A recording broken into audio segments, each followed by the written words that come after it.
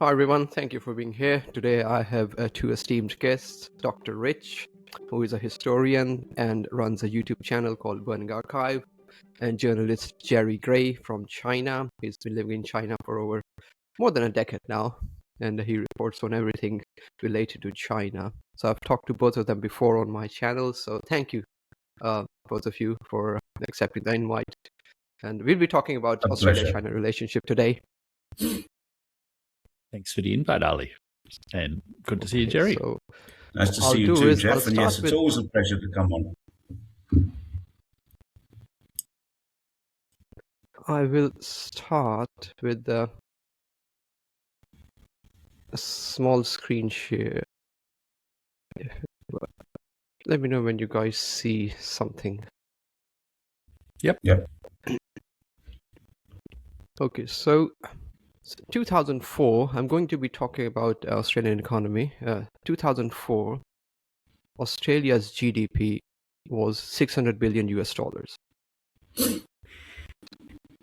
After 20 years, 2024, it's 1.8 trillion. So it's tripled. Comparing it with China in 2004, China had 2 trillion USD GDP. But in 2024, after 2 years, China's GDP is 19 trillion. So obviously, it's increased tenfold, but the gap between Australia and China is also tenfold. And that's massive in these 20 years. So Australia, the GDP growth is 1 to 2% per annum. For China, it was around 10%. In the last 2-3 years, it's 5% per annum, which is still massive. But then if you look at China's economy and how different sectors contribute. So China, EV production is number one. We can only see the blank Most screen, EV the cars first produced. screen. Sorry? We can only see the first screen, the blank screen. You just want to move down a slide in the presentation, Ali, I think. It's just showing. You can't see anything. Oh, we can see it, but yeah, There. we can see that's got your points now. That's the final screen now. Okay. Yeah, so China, EV production, it's number one. Most EV cars produced, most EV cars sold and exported. Renewable energy technology and equipment production, obviously, it's number one. Most patents when it comes to renewable energy. China has those. AI research and large language models. China is competing with America. I mean, both of them I consider around about at the same level right now. Advanced robotics, I think China surpasses US when it comes to advanced robotics, still number one. Semiconductor chip production is number two. I think Taiwan is number one. But yeah, I don't think China will remain number two for too long. But Australia, when it comes to all these advanced technologies, Australia is nowhere to be seen. In Australia, only 6% of Australian GDP is contributed by manufacturing. And then iron ore, Australia produces around 80 billion US dollars worth of iron ore, and 80% of it goes to China. So I'll stop sharing now. So,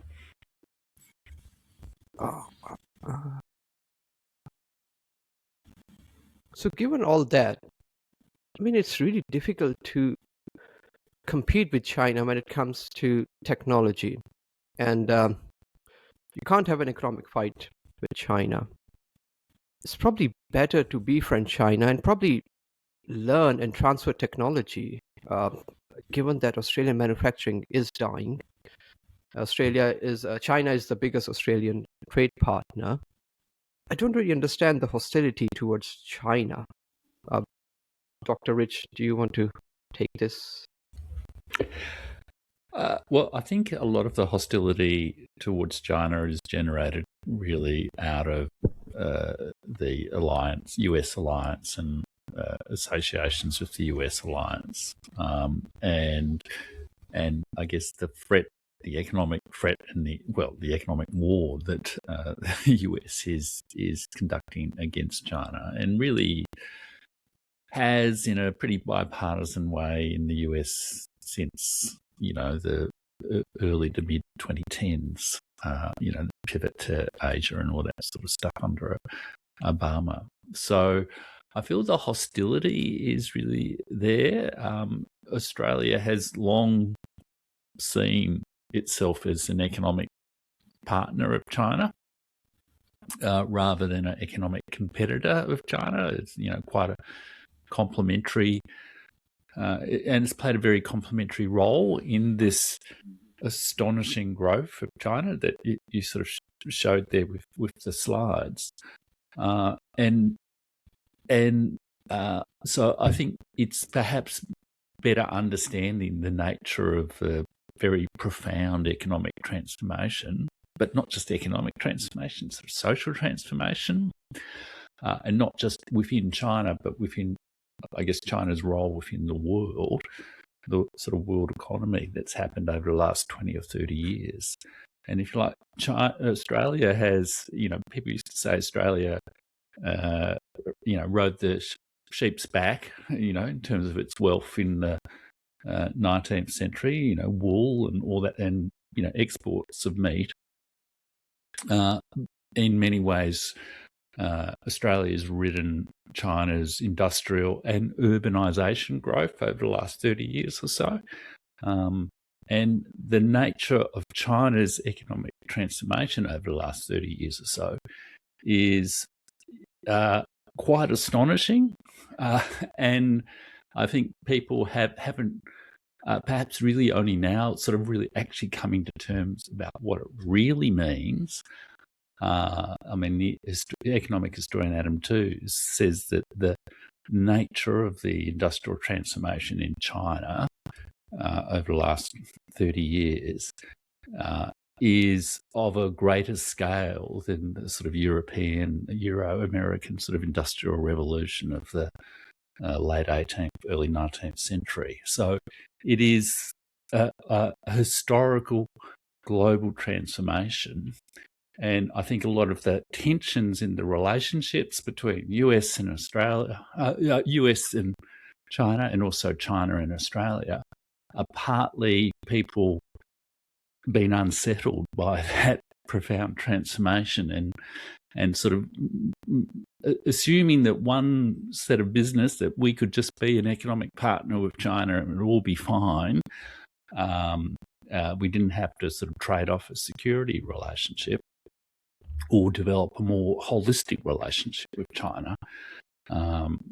People are starting to realise, well, it's a different ballgame now. We actually have to engage fully with China and not just sort of compartmentalise, I guess, our relationship to an economic relationship. And, we'll do whatever the US says on the security front. And I think that's driving a lot of the tension. But I'd be interested in what Jerry's thoughts are, because, you've observed some of this transformation firsthand as well. I have.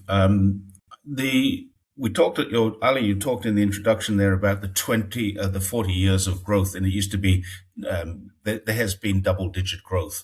It changed around about 2003, 2004. Just before I arrived here, it started to change. And I've watched a transformation, and the reason for that transformation, China was already a developed nation when I arrived here, but it was underdeveloped in so many different areas. And one of those was climate. It was the ecology or the environment. And what Hu Jintao did was he created a new policy. And that caused the double-digit growth to slow down. It slowed down to single-digit growth. And it's still maintaining single-digit growth today. We're never going to go back to seeing the 20%, 19, 18% growth. And the reason we're not is because now it is not growth at all expense. Now it is growth let's look at the cost of that growth. So that we're getting the benefit of that massive growth, but the environment was degraded, the air was polluted, the water was filthy. When I arrived here in 2004, they were just on the cusp of changing that. And that was a huge step for China to do. Now, countries like Australia have never, ever needed to change that.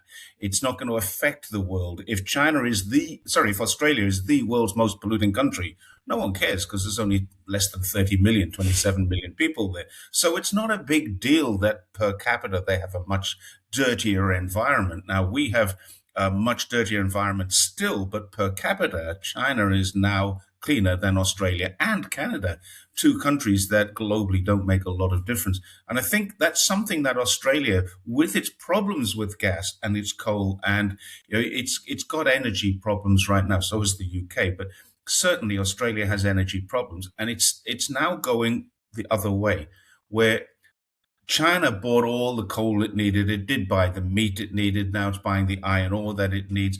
Basically, Australia is just shipping out raw materials and then importing back manufactured products. All of those manufactured products have some part of their life, even if it's just making the raw steel and then someone in Thailand is making the car or whatever it is that they're making. But all of those products are going back with some kind of China in the chain.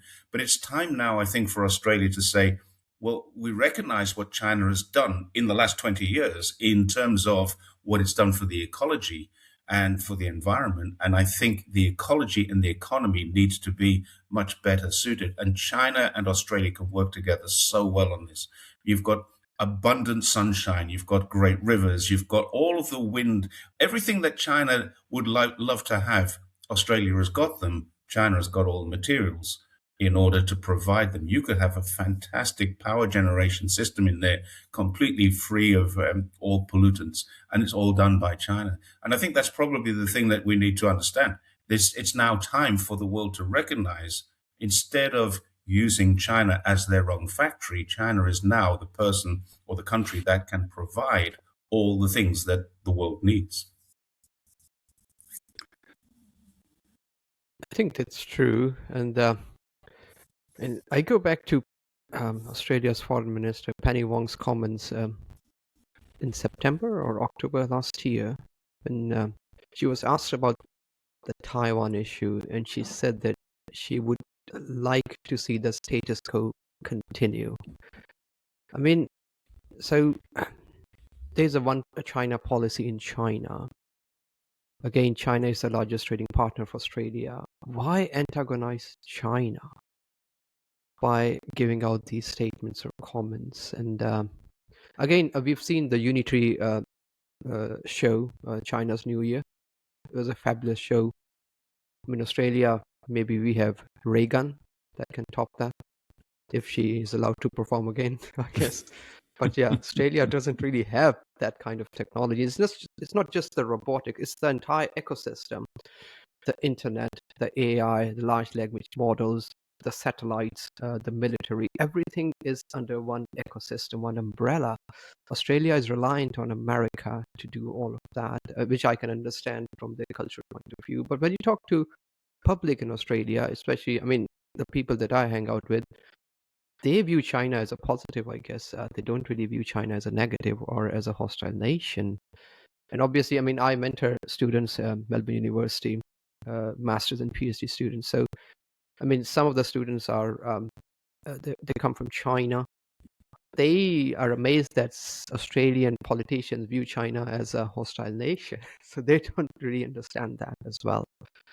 So there's confusion in what China actually is, probably, and then there is confusion of how the media portrays China.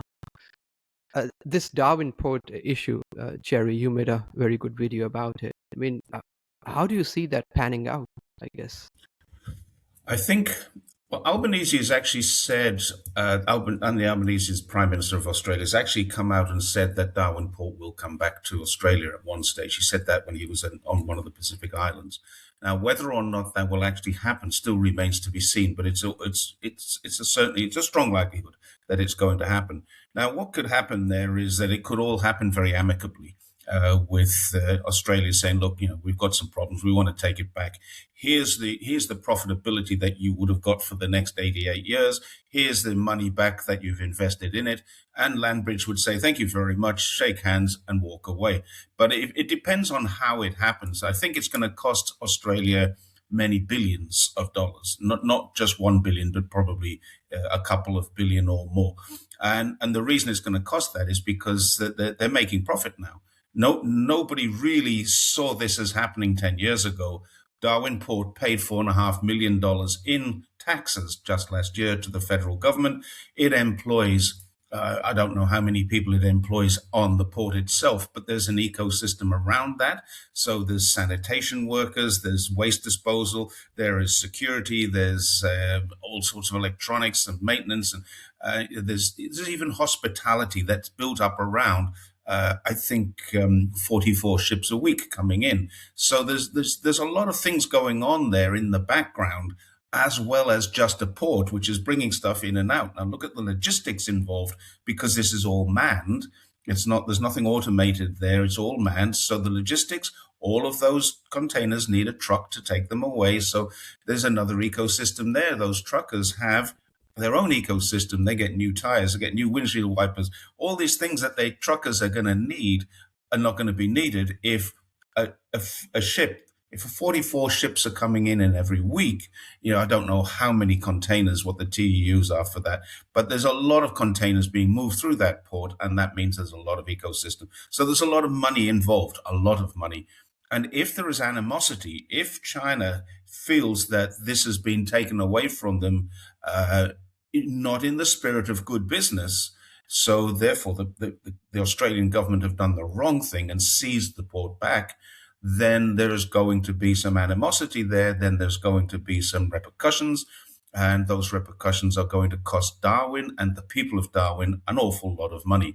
It will cost the people of Australia just a few million. $4.5 million is not very much in the scale of things, but it's a bad time to be doing something like this. And it certainly shows that in the last 10 years or so, I think it was University of Sydney working with KPMG put out a report that showed in 2024 that the amount of China investment inside of Australia has reduced to 2006 levels. Now, between 2006 and 2015, it built up very well. 2016, it peaked. In 2015, December 2015, there was a free trade agreement. And it was around that time of the free trade agreement being signed, so just over 10 years ago, that was around the time that Obama said, well, we're going to pivot to Asia. So the two things coincided with each other. There's about a year overlap between them. And that has caused a lot of problems. And from that time on, much of the media related to China, much of that is American controlled as well, but not all of it. That media is negative and hostile. Therefore, politicians, seeing that there's a hostile media which is agitating a hostile public, then these guys say, well, I'm going to get on that bandwagon. So populism takes over their policy making. And so, you get this endless circle of negativity, which is relating where we are now at the lowest level of investments. And investments are under threat. Chinese investments are under threat in Australia. That has to change. And the only way it can change is to move away, and it can't happen, but to move away from the US influence. Clinton Fernandez wrote an extremely good report on this. Much of Australia's investment is from North America. So North America pretty much owns Australia. Big problem. That's true. But Dr. Rich, so Jerry touched upon the media and media reports on China. So a couple of days ago, there was a news on Sky News Australia. I think it was in Reuters as well. Sky News picked it up that United States has found that BYD is and Alibaba and their technologies are linked to Chinese military. So there's a security concern. This could be a genuine security concern in America and in Australia and England as well. But how do you navigate all that? Because you have to import technology. Australia doesn't produce that much technological products. Let's say EV cars, Australia produces none. So if you want EV cars, obviously they have to come from China or from Europe. England imported EV buses from China recently, BYD buses in London, which I think is a good thing when it comes to pollution. But so how do you navigate that? Is there really a security concern, or is it just propaganda against China? Well, there's a lot of propaganda, and a lot of it's, as you say, US based. I mean, Sky News is the Murdoch is one of the Murdoch outlets. It's our Australia's oligarchical gift to the world. I think my experience over 30 years in government and, dealing with a lot of academics and opinion leaders and all that sort of stuff, including in this sort of broad field, is that the kind of views that we've seen highlighted in the media and on the Murdoch press, which are very much the sort of US China hawk kind of perspective on the world, is a small, influential but minority sort of opinion within the sort of general elite circles. Most people are positively disposed towards China. I was working in the Victorian government when the then Victorian government, sought to join the Belt and Road Initiative, somewhat outrageously, because they're just a provincial government, but nonetheless, and then government was also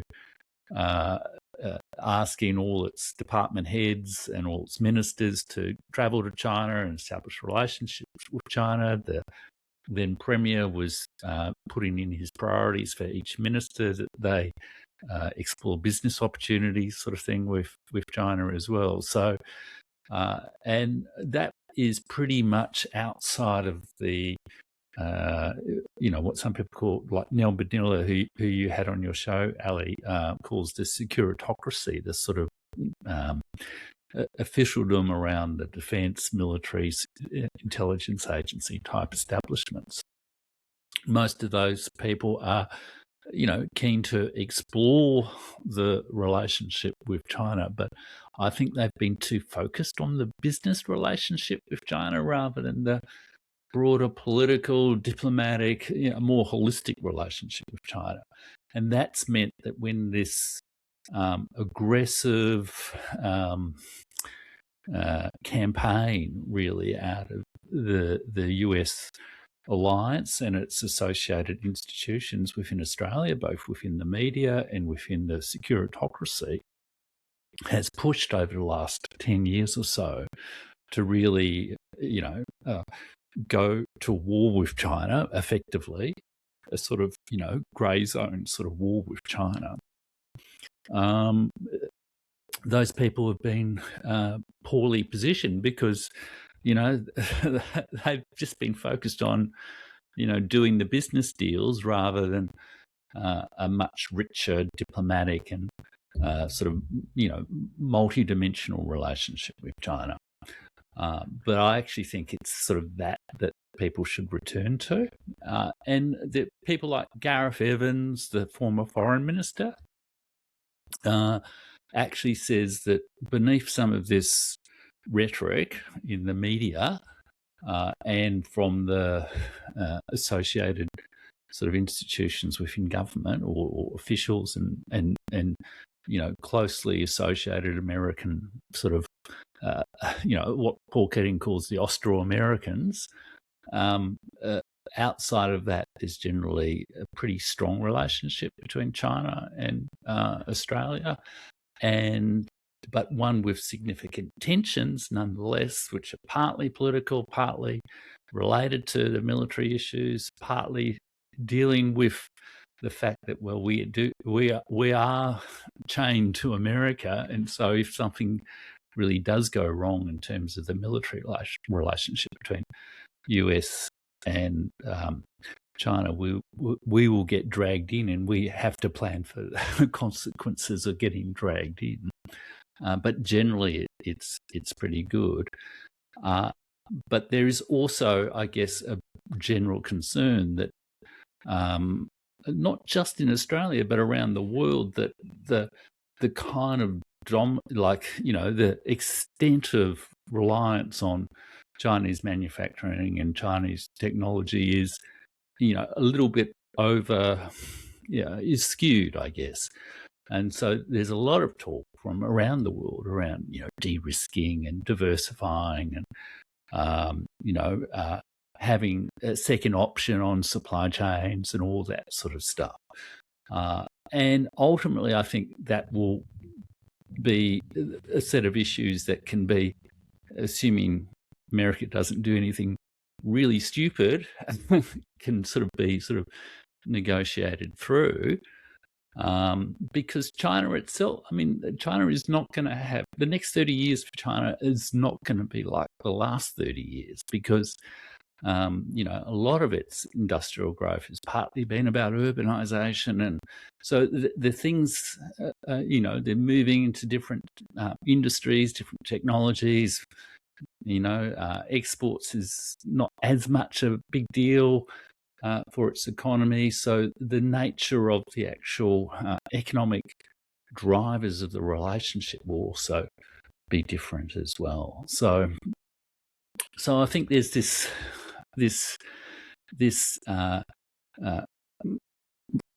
sort of balancing act, I guess, between the internal push and pull within the sort of elite circles, between generally recognising the obvious reality that China is an essential partner to Australia's future, and quietening down the sort of the American extremists, let's call them, within the security establishment, while at the same time also saying, the Asian century is not just about China. It's also about India. It's also about Indonesia. It's also about Japan. It's also, maybe someone will sometimes realise that, Russia is part of Asia too.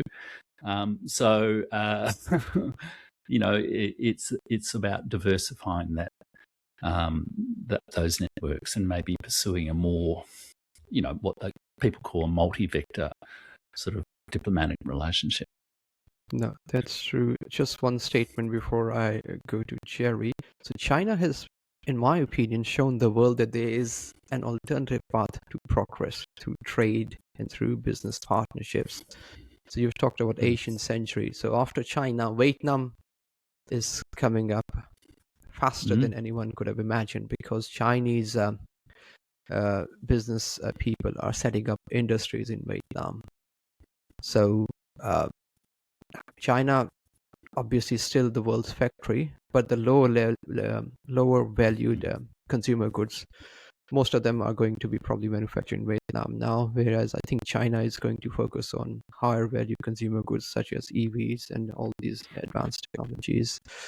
So Jerry, a couple of days ago there was a news in Australia about Chinese secret police. Now, we've touched that in our past conversations, but this time they've come back with evidence.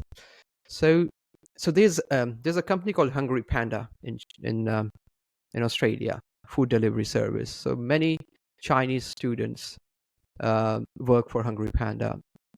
So they were talking on WeChat with each other, trying to see if they can organize a protest to have better wages and improve their working conditions.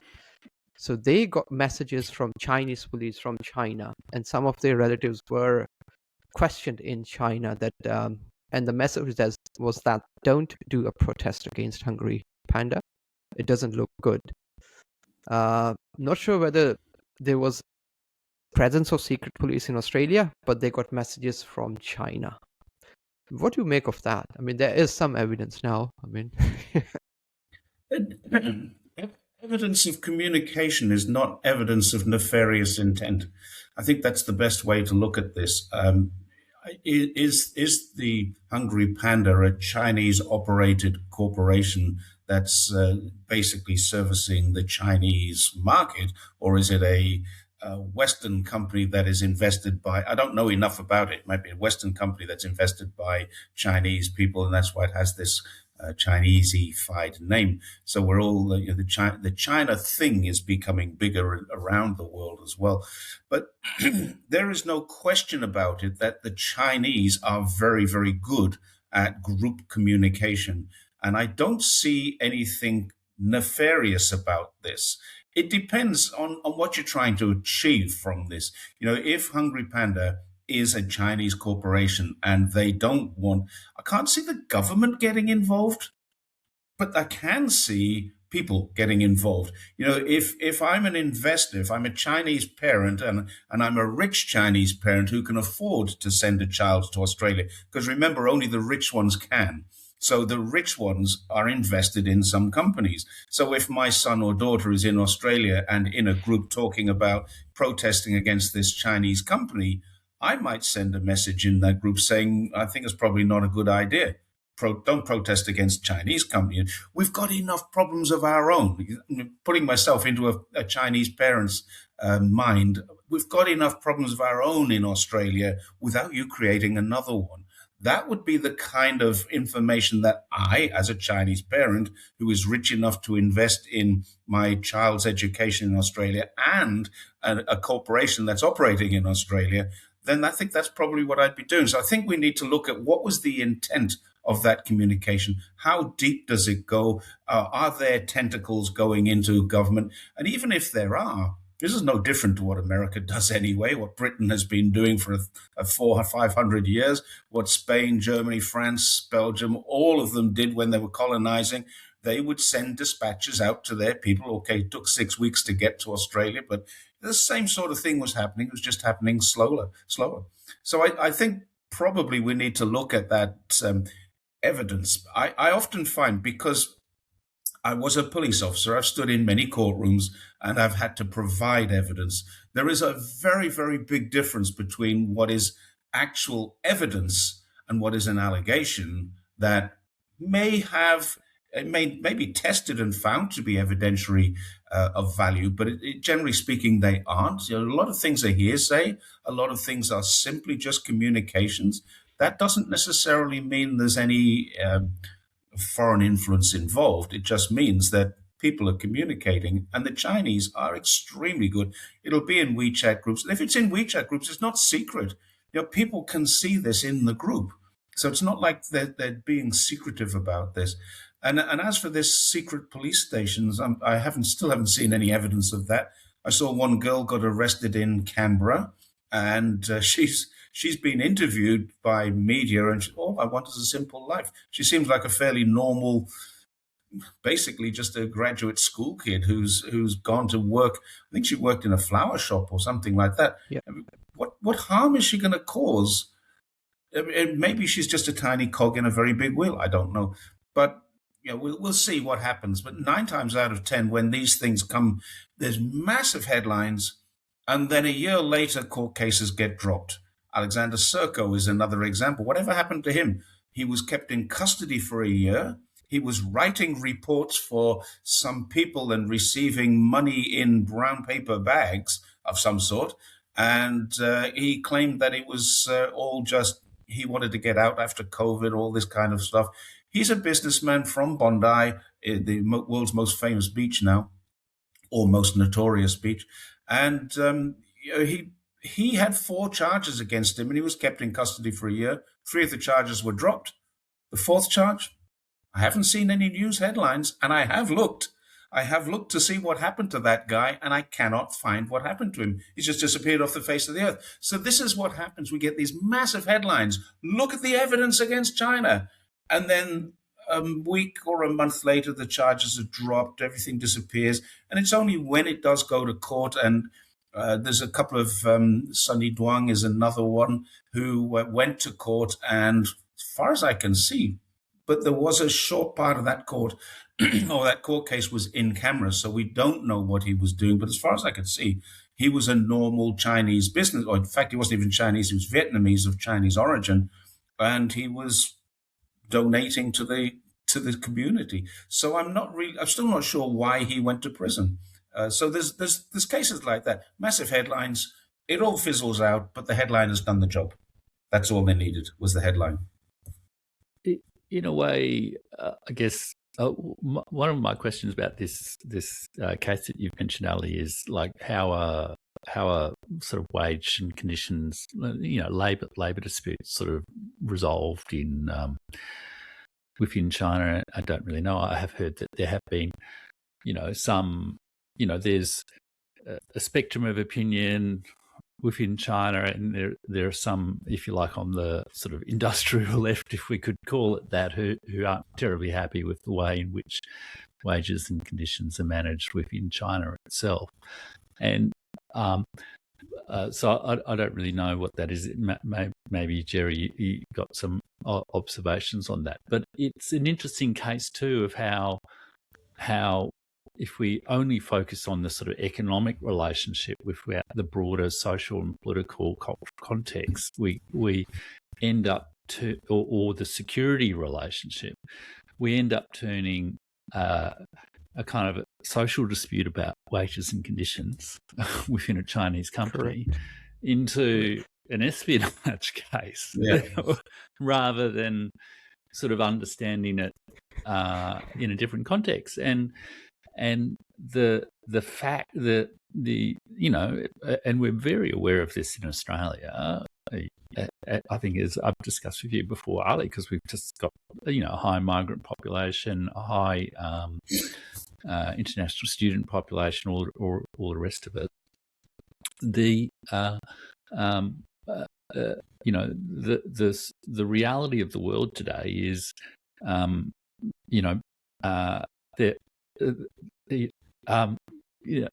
internal issues within countries are sort of spread around the world, so to speak. And so we all have to come to terms with actually understanding, not seeing, internal tensions within a country always in this sort of dramatic, China and America are about to go to war, or just simply misreading it and misunderstanding it as well.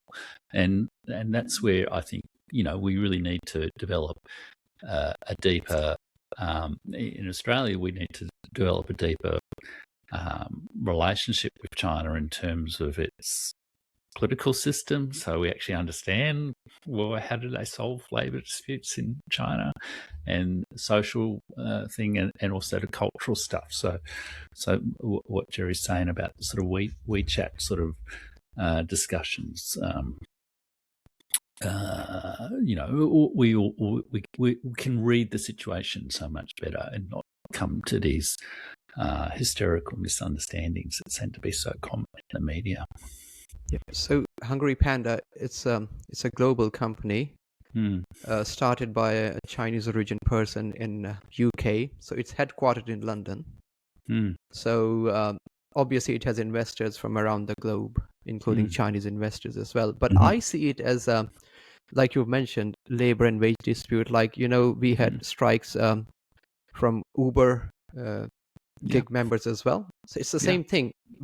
And we are talking about gig economy over here. So Uber Eats, DoorDash, Menulog, they don't really treat their employees as their own employees.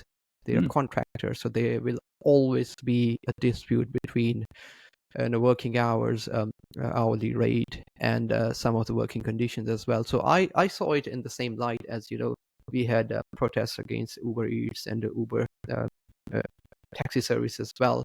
But that wasn't characterized as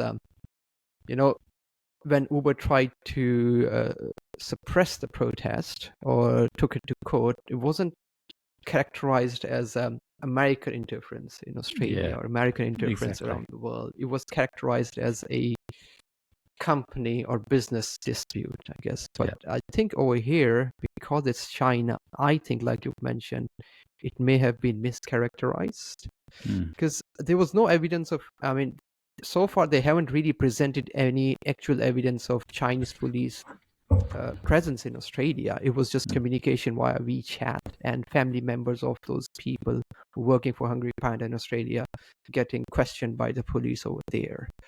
And like Jerry mentioned, their parents were calling the children over here. What are you doing over here? We've got enough problems over there already.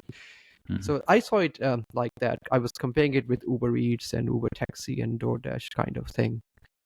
But I guess it's a cultural thing, I guess. Whenever there's China involved, you have to go to level 10 straight away from 0 to 10. Yeah, and it's quite mischievous. And like both the Murdoch press and the old Fairfax Channel 9 press and the ABC, frankly, ABC.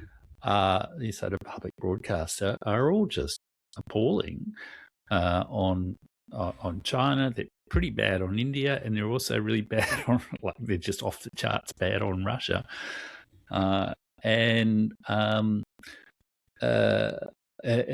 just think it's a real problem in terms of the Australian public's ability to understand what's going on in the world. That we get these and it's a conscious editorial. I mean, things like this aren't happening. These kind of stories aren't happening by accident. It's sort of orchestrated opinion shaping kind of dramas, or even if it's just doing what is sensational and popular and gets clicks, it's still an orchestrated drama, and it just creates a very distorted and a poor footing for a genuine, more effective multilateral relationship with other countries. Can I add something to this? Yeah. The gig economy. I left the UK in 1987. I went to live in Australia in 1987. So literally 4 or 5 days later, I arrived in Australia and started work. And as a British person, I'd never heard the term casual. Now, in Australia, you'd know what this term means. To be a casual means you don't have a contract, or you do have a contract, but you don't have any labor hours. Now, this gig economy is huge. But 1987, I'd never heard of this. I came out of the UK where if you had a job, you had a job. You didn't even have to sign a contract. You didn't have a contract for a job. You just got a job. Now, of course, there was paperwork involved in that, but you didn't sign a 1 or 2 year contract. You got a job. Or you didn't have a job and you were unemployed. That was what it was back in 1987 when I left the UK. I arrived in Australia and I saw this thing called casuals. And I actually got a job as a casual. I was a former police officer and I got a job as a security guard as a casual. And for me, it changed quite quickly. I got into the permanent role, and then I went through the ranks of the system, and I finished off quite well. But the fact was, there's a lot of people permanently casual, if we could use that word, permanently casual. There's an oxymoron for you. So the gig economy has taken off in Australia in a way that is very different to how it's taken off here. Yes, it did start here, and there were problems. There were industrial relations problems, massive industrial relations problems. You get to hear about the guy who died on his bike after working 17 hours or something like that. You get one story and it's amplified as that's China. Well, of course, it's not China. But what China did, it created a gig economy legislative realm. So now I have 2 friends. One is my next door neighbor, who is a driver for SF Express. And just around the corner, I go to a little egg shop. I buy my eggs by the tray, 22 RMB, which is about $4 for a tray of eggs, 30 eggs on my tray. And I buy from this egg shop. There's a husband and wife team. He works the shop most of the time, but when she's there, he's got his express delivery. So if one of the restaurants calls up and says, we need an express delivery, if she's in the shop, he takes the job and goes. That's how the gig economy should work. He's got a job. He can get away from it. He picks up a job. He's got a full-time job in his own shop. He runs his own business, and he's got a part-time job where he can add to the income by just jumping on his bike and going, taking a delivery, because there's a lot of restaurants nearby. He picks up something from the restaurant, does, and he might get 2 or 3 gigs, and then he gets back to the shop and sells more eggs. That's how the gig economy ought to work. It should not be a way where people can be abused and exploited, which is what the gig economy does do. In the UK, they have this thing called 0 contract hours. In Australia, you have the gig economy, and you have a lot of industrial relations. Now, that guy who lives next door to me, is an SF Express driver. So he's got a full-time job. He's got a motorbike outside, which has got the SF Express. It's parked out there now because today's a holiday, and there's no deliveries going on. So he's got a holiday. My egg shop is open every afternoon. He opens up about 1 o'clock in the afternoon, and he stays open until 10, 11 o'clock at night. And If his wife is there, the bike is sometimes gone. He's off doing some deliveries. So you look at these two people. One of them has a proper job. He has proper social security. It's not a superannuation, but it's a pension fund. He has health care. He has a housing allowance because he doesn't own the house next door. He's renting. So that when you don't have a home, your company must put a housing allowance in there for you until you buy your first home. So Chinese people have got much better terms and conditions. Now his salary would be much less. He might get 2 RMB a delivery or 3 RMB a delivery. I don't know.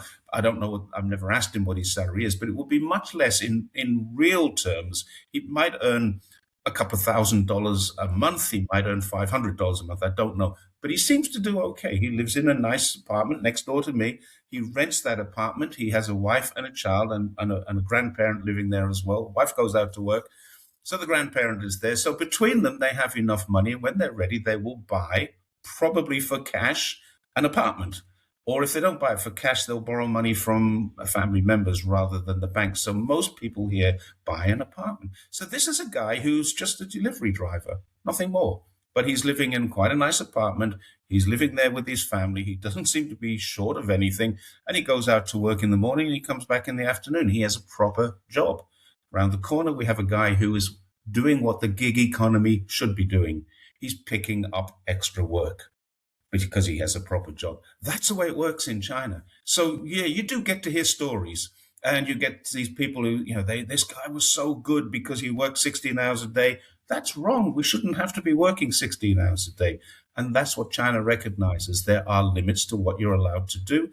And every single person in that gig economy has superannuation, has healthcare, has housing allowance, has maternity allowance if they're females, has unemployment benefits, unemployment insurance.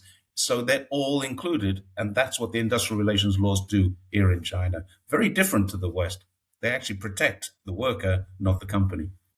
Yeah. And when you say the West, Jerry, I mean, especially I think with industrial relations legislation and social institutions, social policy generally, I think it's pretty good. It's really important to distinguish between the United States of America and every other country in the world. When I say the West, I usually mean my countries, UK and Australia. In America, you get no protections whatsoever. But it's a classic case of because Murdoch's now an American citizen and wants to sort of influence global politics and so much of our media in Australia, at least, so much of our media is really viewed through American eyes, and with YouTube, etc. Just the preponderance in the English language YouTube world of American perspectives, just out of numbers, means that we often see social issues like labour market regulation and social policy, healthcare, worker conditions, the management of migration through the lens of the United States. But the United States is just an absolute basket case on all of these issues. I mean, the last election, they were talking about no tax on tips, and the reason they're doing that is because there's a huge proportion of the labour force that is reliant on tips income, which is totally unregulated. Like it's just the generosity of the customer, and that's what your income's based on, rather than a living wage, as people used to talk about in Australia. And even the sort of ICE, the crackdown on illegal migration, a lot of that is also driven by the failure to properly regulate the labour market, because a lot of those illegal migrants are employed in the homes of Americans and in the service industries of Americans on pretty lousy working conditions. So and then there's all the resentment about the fact that they're taking our jobs and all this sort of stuff. So I think it's an interesting example of if we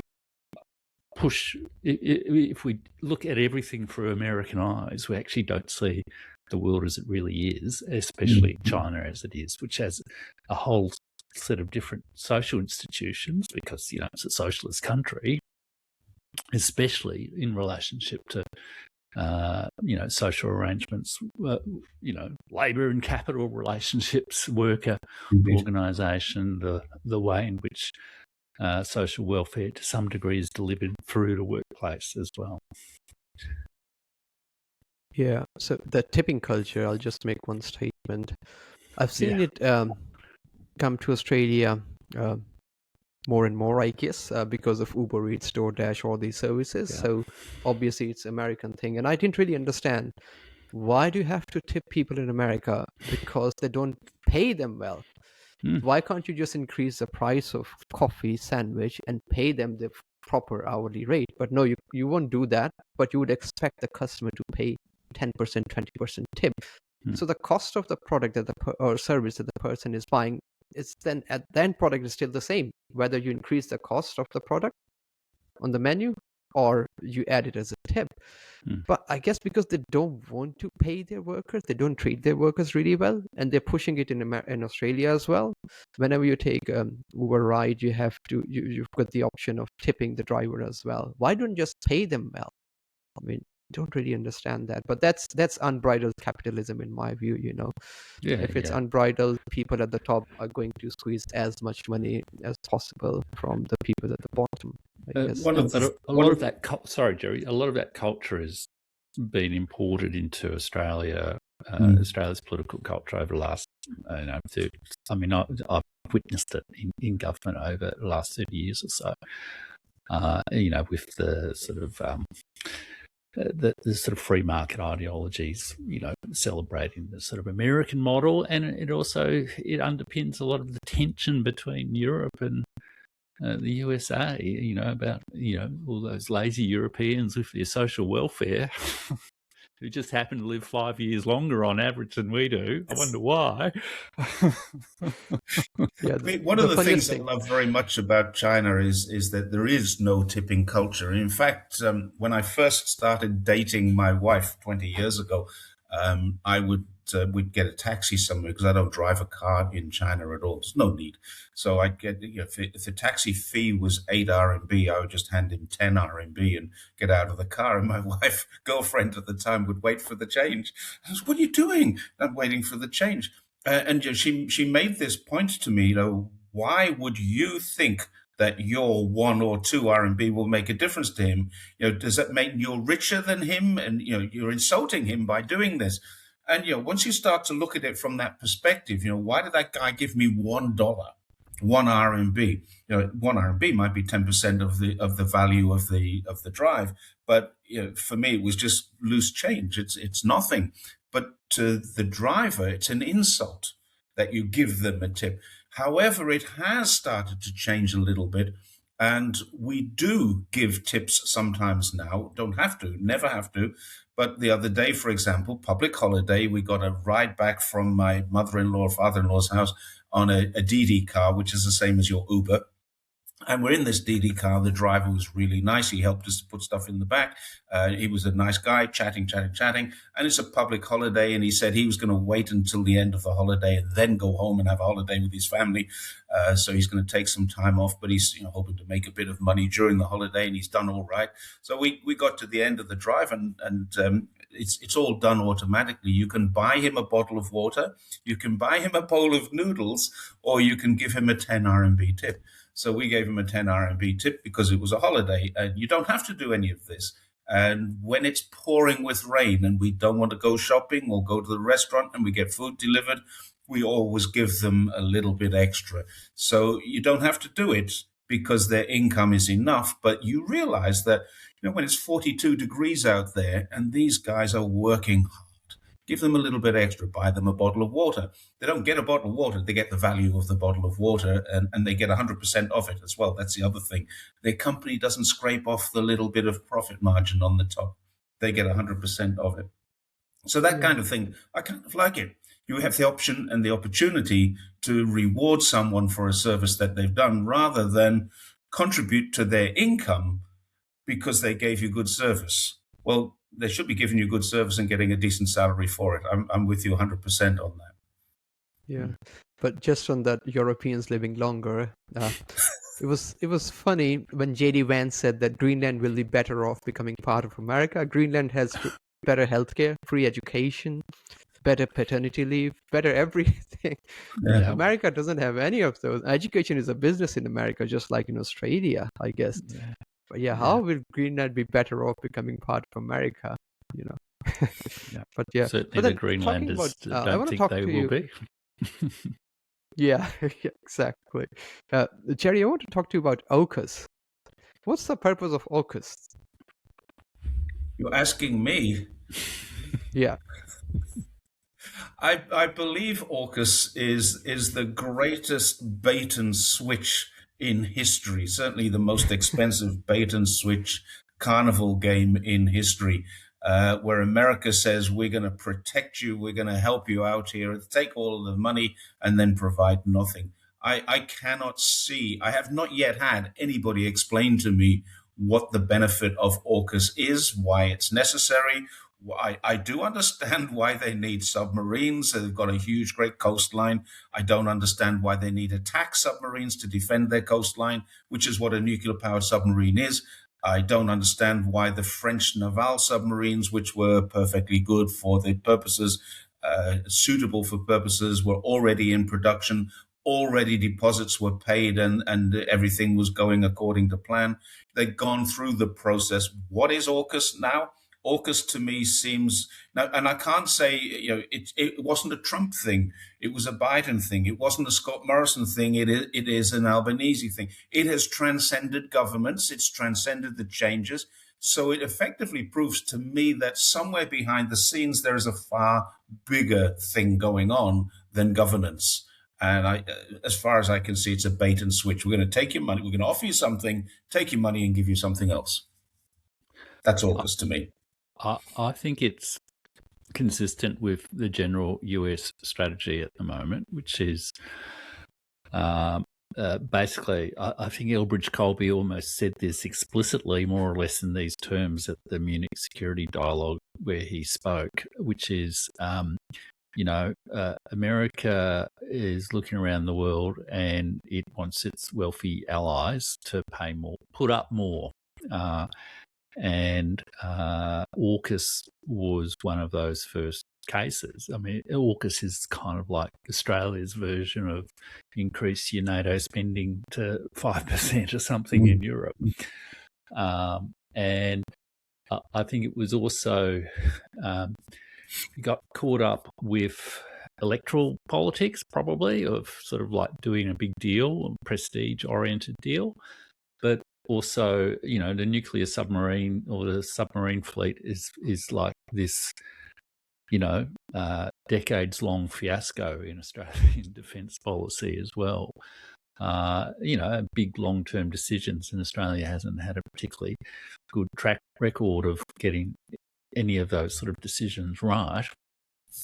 So there were probably no doubt frustrations with the nuclear submarine, and then with submarine issues, there are always these lobby groups from both sides of politics and the unions and businesses to get a share of the defence industry contracting as well. So the sort of local manufacturing component is always a factor as well, which I think was a factor in choosing France over, like, I think at one point Tony Abbott was proposing to get pretty deployable Japanese nuclear submarines or something. And, they went for France because they wanted to have some sort of defence industry in South Australia and all this sort of stuff. So there's just this long series of bad decisions about it.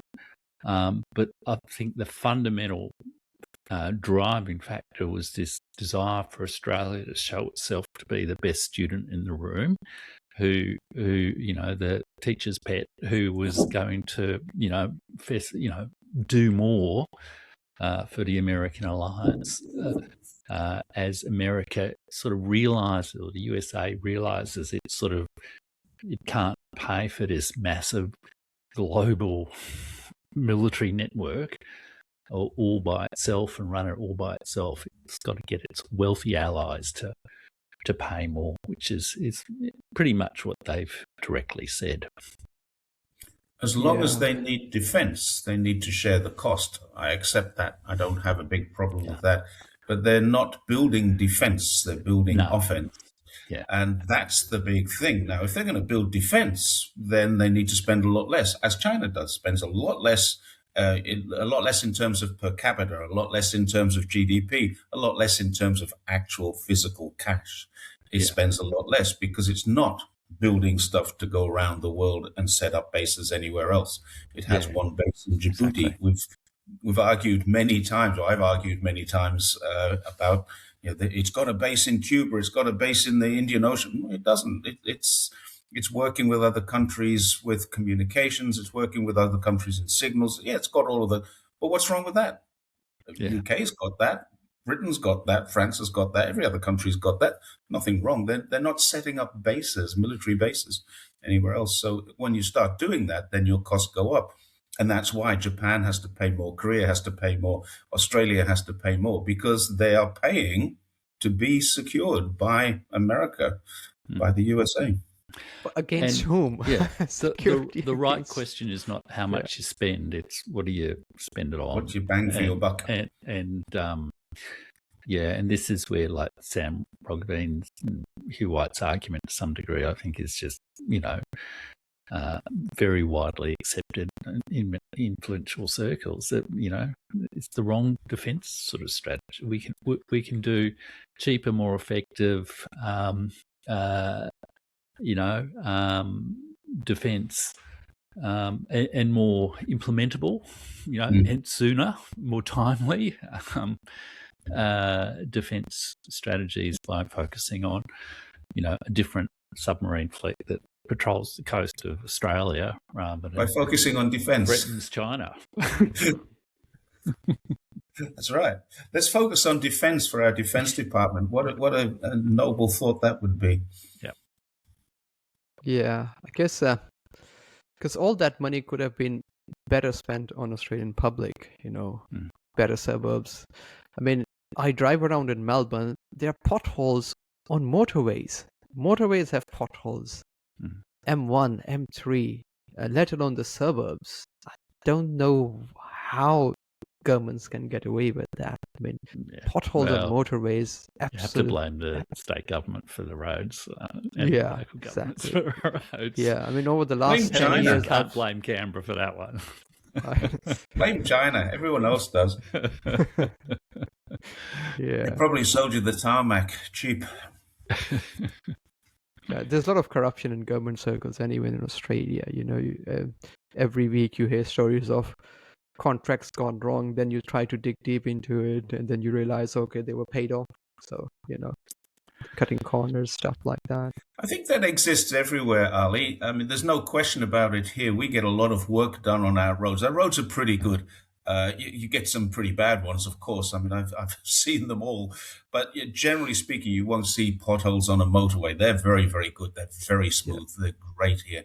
So, it's pretty good. But then we've just had a recent example near me, about a kilometre away. There's a road which has been dug up about 4 times in the last 10 years. And you can't help thinking they dug that up just 2 years ago and now they're doing it again. Something was deliberately missed. You can't. My wife is quite convinced, they do that on purpose. That is all just corruption. They will finish the job and then leave something out so they can come back and do it again. That's the level of corruption. I wouldn't dispute that either. I think it goes on everywhere. They're trying to stamp it out, of course. Go on, Jeff. Yeah. I think with the roads, it's partly, like Australia's a very big place, which is very dependent upon road transport, has a very large road network and a relatively small population. And it's a constant and very politicised dilemma, because, which road gets improved when, kind of which backbencher lobbies hardest to get their sort of road improved when. it's just a rationing issue. Like you can only maintain so much road at so much cost, at so much speed, sort of to some degree. So there will be potholes that will emerge. So I think with that, it's more just it's a rationing problem rather than a corruption problem. I think in suburbs, what I've noticed is in my suburb, they built a road on Monday, opened it on Tuesday. Tuesday night, there was a big pothole. So how can a pothole happen in one day? And there's a corner where they've built that corner, I think, 10 times. Whenever it rains, there are potholes. The best roads that I've driven were in Saudi Arabia, because if something goes wrong over there, contractor just gets disappeared. You never hear about that contractor again. That's the way to The do roads it. are excellent in Saudi Arabia and in Manchester also, even though they've got a really bad weather, freezing and all that kind of. Manchester roads are good. London roads are really good.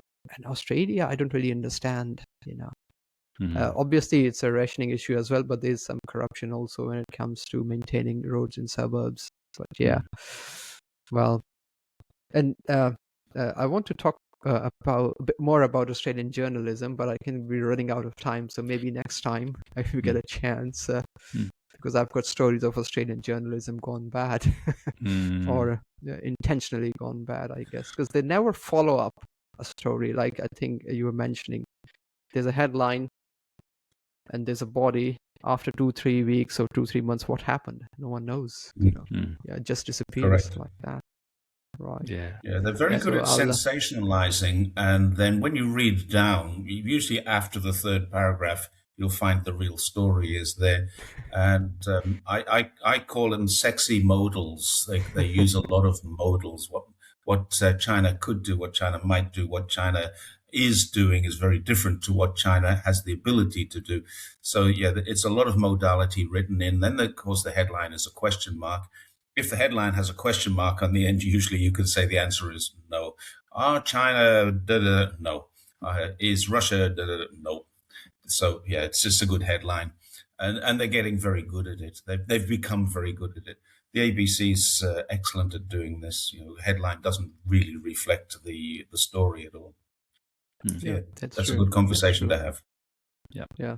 I'll give you the last word, Dr. Rich. Well, look, yes. I mean, I personally don't read much Australian media these days, or watch much of it. And I recommend it for one's health. I mean, I guess I spent 30 years in government, and obviously you sort of read the media every day in that context. So, I feel like I've done my dues with the Australian media, but it's certainly a huge amount of what you read is orchestrated, manipulated stories in various ways. And because I used to write the media releases and see them in the journalist news, and you used to read them and so how long will it take before I spot a mistake, kind of thing. So yeah, you really do need to read all journalism, especially Australian journalism, with a pretty critical eye. Can I ask one quick question of Dr. Rich? Is there an Australian media that you do trust? Well, I generally try to go to source information rather than rely on journalists these days. And also because, I largely focus on international issues these days, just in terms of my own interests. I don't tend to focus on things so much. So I tend to really read the newspapers or magazines or online sites or whatever as a way to get to whatever the real story, find out where the real information will be, rather than, so use it as a gateway, I guess, to this is happening. Well, where's the real information about this, rather than rely on the journalist interpretation of, whether that's in the alternative media or in the mainstream media. But But that's also, I mean, I guess that was what my professional career was about as well. So I still feel pretty comfortable navigating that sort of space. But I mean, that tends to be what I do. Yeah, thank you. That's a good answer. Thank you very much, Dr. Rees. Thank you, Jerry, for taking the time Thank to you, talk Adam. to me. I will stop recording now.